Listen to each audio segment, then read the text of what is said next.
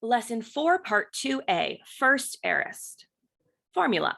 Here's the formula for the first aorist active indicative. First aorist active indicative equals augment plus third stem plus secondary A endings. Now let's look at that for a moment. This is a past tense and it's in the indicative, so it's going to use secondary endings and it's going to have an augment. It used secondary A endings because it's active. The third stem is the stem that we're going to use for the aorist. Now, what seems to be missing? Our theme vowel is missing. There is no theme vowel in the first aorist. Now, when we get to the second aorist, there will be one there, but there is no theme vowel for the first aorist. We'll see why in just a minute. So here is how we get the third stem. The third stem is formed in several different ways. Almost all of the first aorist verbs form their third stem by adding sigma alpha to the end of the stem.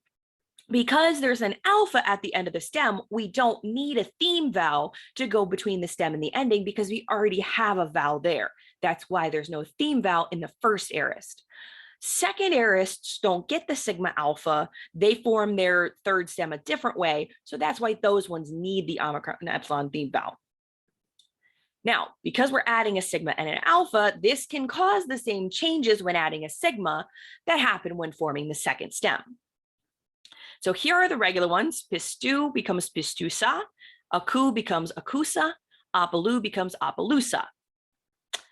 Don't forget P plus P or B or phi, P or beta or phi plus sigma equals psi, kappa, gamma, or he plus sigma equals xi, and zeta, delta, tau, or theta plus sigma equals just a sigma. So doxads is doxasa, crods is craxa, paith becomes pesa, euangelides becomes euangelisa, pemp becomes pempsa, blep becomes blepsa, baptides becomes baptisa, didask becomes didaxa. Now that extra sigma drops out just like it did in the future.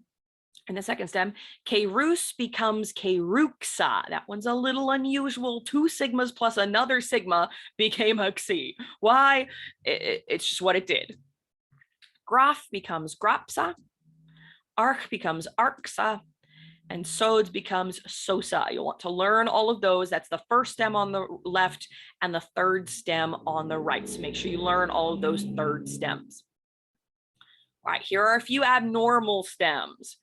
Fair, from pharaoh, it was ois in the second stem, and here it's enegka in the third stem. So note the epsilon is part of the stem, and it's going to lengthen when we add an augment. It will become enegka.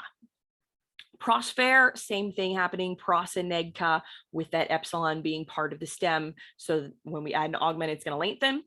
Anoig becomes anoixa. Now that doesn't look too unusual, but when an augment gets added, this an is part of the preposition ana, so the stem is oixa.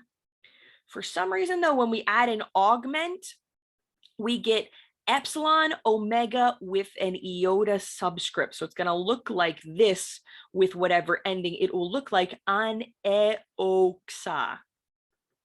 That's really weird. Pay close attention to that. You need to be able to parse it when it shows up like this, but you'll need to give this form if asked for the third stem, because we always give our stems with just the stem, no augments, no endings, nothing else happening to it yet. Then thello becomes thelesa. So learn that one. All right, first aorist active indicative. Here is what it looks like. Ekusa, ekusas, ekuse, ekusamen, ekusate, ekusan. I heard, you heard, he heard, we heard, ye heard, they heard. This is from akuo. So we added an augment, so the alpha lengthened to an eta. We have the third stem, so we've got a sigma alpha stem. There's no ending here, then a sigma.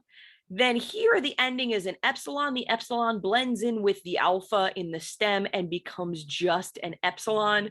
Then we've got a, men, a, te, and a, n. Now, we are used to seeing the nu up here and the nu down here for the imperfect, we don't have that same thing happening here where these two are the same. These two are going to be different. We're used to seeing mens and tes. So that's pretty normal just with that alpha instead of the omicron or epsilon that we're used to seeing.